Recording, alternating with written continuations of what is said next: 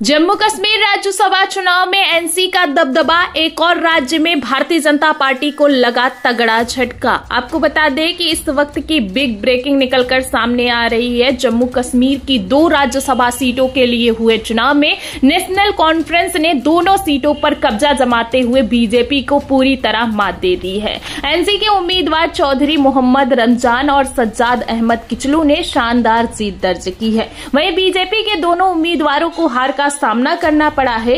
यह नतीजा बीजेपी के लिए किसी करारे झटके से कम नहीं है, क्योंकि जम्मू कश्मीर में बीजेपी ने इस बार राज्यसभा की कम से कम 1 सीट जीतने का पूरा भरोसा जताया था, लेकिन नतीजों ने सारे अनुमान पलट कर रख दिए, सारे उम्मीदों पर पानी फेर दिया। राजनीतिक समीकरणों की बात करें तो विधानसभा में एनसी कांग्रेस गठबंधन के समर्थन से नेशनल कॉन्फ्रेंस का पलड़ा भारी पड़ता हुआ नजर आया, मगर बीजेपी को उम्मीद थी कि क्रॉस वोटिंग के जरिए वो चौंका देगी, लेकिन ऐसा नहीं हुआ। उल्टा बीजेपी को एक स्पष्ट हार झेलनी पड़ी। इस हार ने बीजेपी के लिए कई सवाल खड़े कर दिए हैं, क्योंकि जम्मू कश्मीर में अनुच्छेद 370 हटाने के बाद बीजेपी यह दावा करती रही है कि अब घाटी में उसकी पकड़ मजबूत हो गई है, लेकिन राज्यसभा चुनाव के नतीजों ने उस दावे पर सवाल खड़े कर दिए हैं। राजनीतिक जानकार कह रहे हैं कि ये हार बीजेपी के लिए सिर्फ एक चुनावी हार नहीं, बल्कि एक राजनीतिक संदेश है कि जम्मू कश्मीर की जनता और स्थानीय नेता बीजेपी की नीतियों से दूरी बना रहे हैं।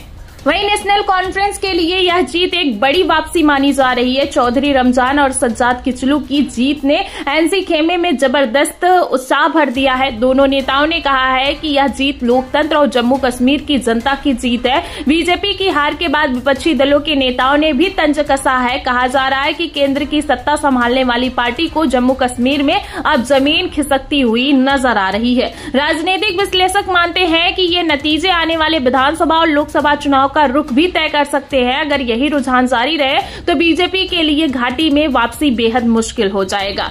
लेकिन फिलहाल सच्चाई साफ है, जम्मू कश्मीर में बीजेपी को करारी हार मिली है और नेशनल कॉन्फ्रेंस ने दोबारा अपनी ताकत दिखा दी है। राज्यसभा से लेकर सियासत के मैदान तक बीजेपी को झटका लगा है और एनसी ने बाजी मारी है। फिलहाल इस मामले में आप सभी का क्या कहना है, कमेंट में अपनी राय जरूर दें।